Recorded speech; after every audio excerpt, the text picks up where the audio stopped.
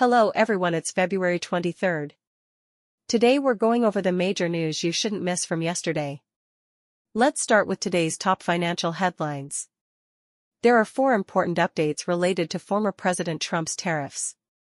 First, according to reports, the United States will stop collecting certain tariffs that the Supreme Court ruled illegal, starting this Tuesday. U.S. Customs and Border Protection announced that at 12:01 a.m. Eastern Time on Tuesday, it will halt tariffs imposed under the International Emergency Economic Powers Act. Last Friday, the Supreme Court determined that these tariffs were unlawful. However, some U.S. media outlets are questioning why Customs continued collecting the tariffs for several days after the ruling. So far, the agency has not provided an explanation, even though many argue the collections should have stopped immediately. Second, Bloomberg reports that Trump warned countries not to exploit the court's decision. In a social media post, he said that any country trying to take advantage of what he called an absurd ruling would face even higher tariffs, worse than the terms they recently agreed to. He specifically mentioned nations that he believes have taken advantage of the United States for years or even decades.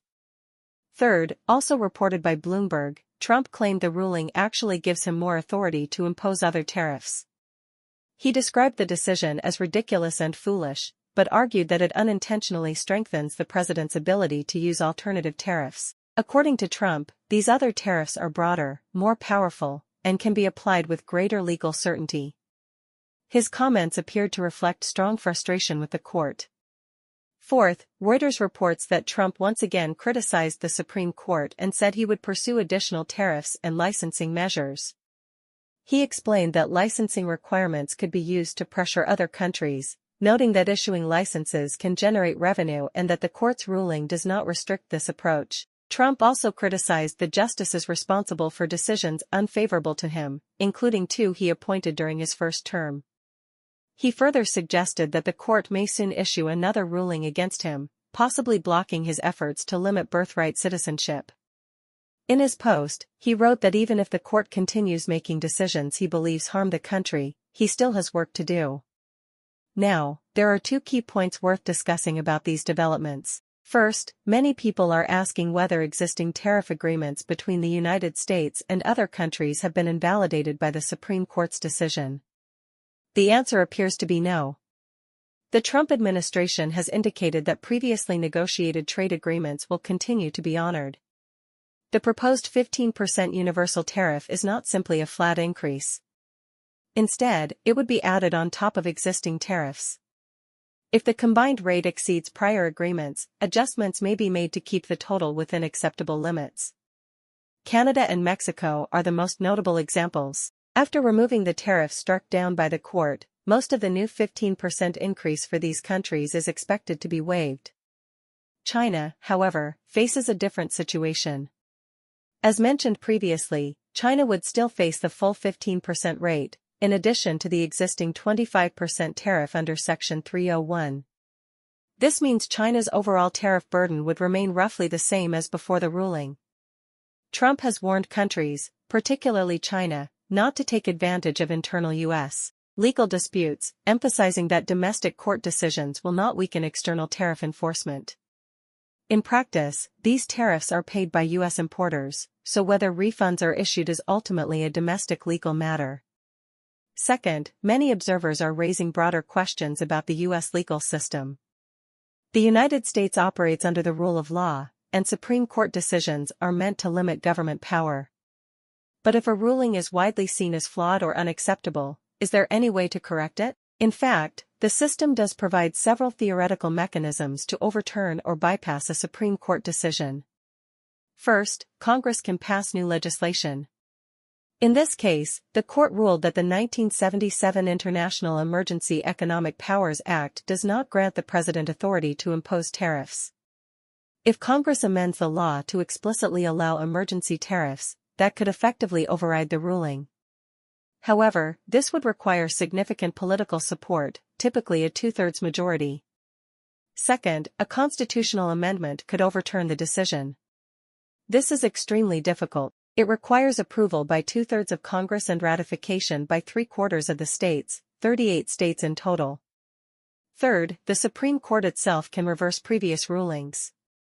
Changes in the court's composition or new legal cases can lead to different interpretations, allowing earlier decisions to be overturned over time. These three paths represent the main ways a Supreme Court ruling could theoretically be reversed. The second major story comes from the Wall Street Journal. Mexico has killed one of the country's most powerful drug lords, triggering a wave of violent retaliation.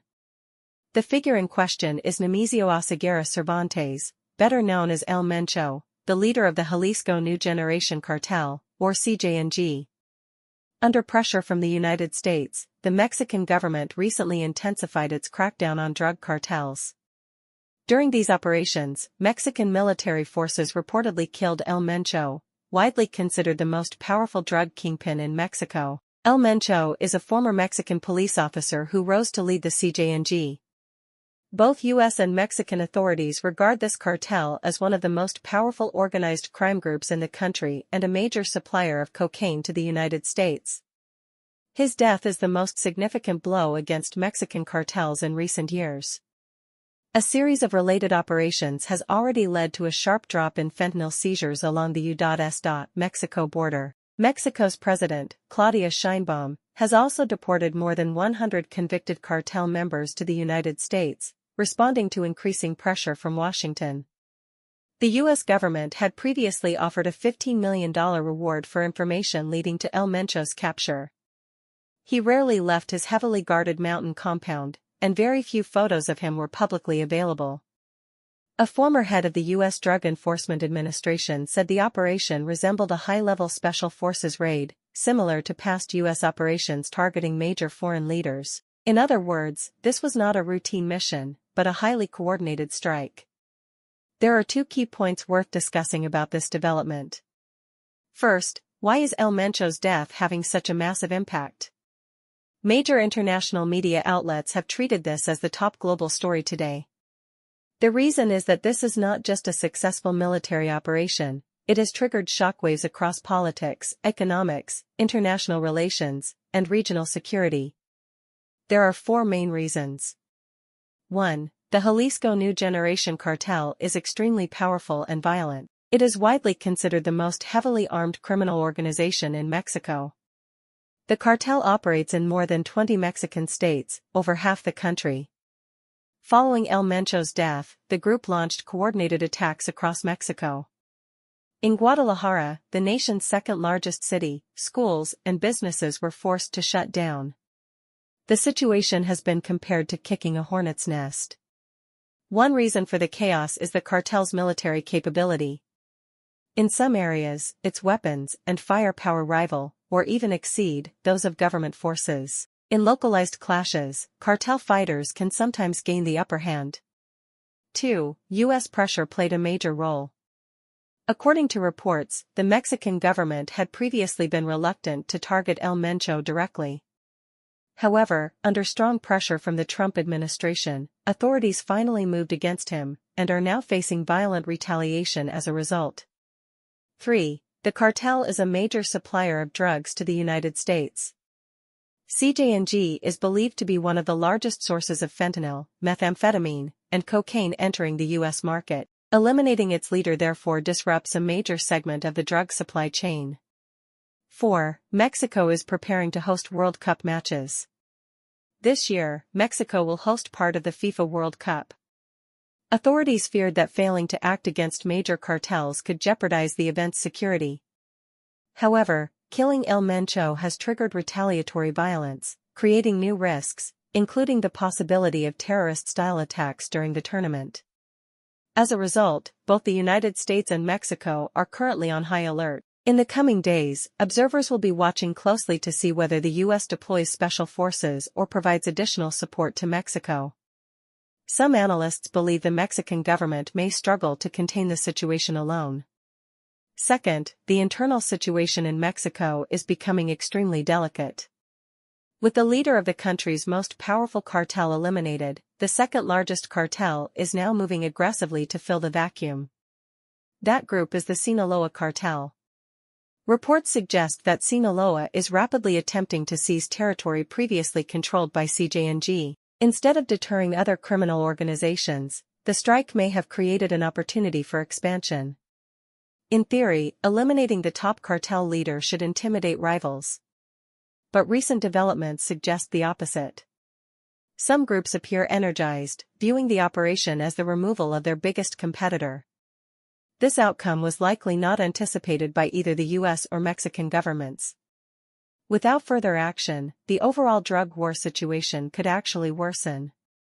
For now, both governments remain in a state of heightened tension. This has been Anti-Noise Intelligence, tracking the world so you stay ahead of it. Thank you for listening, and make sure to tune in again tomorrow.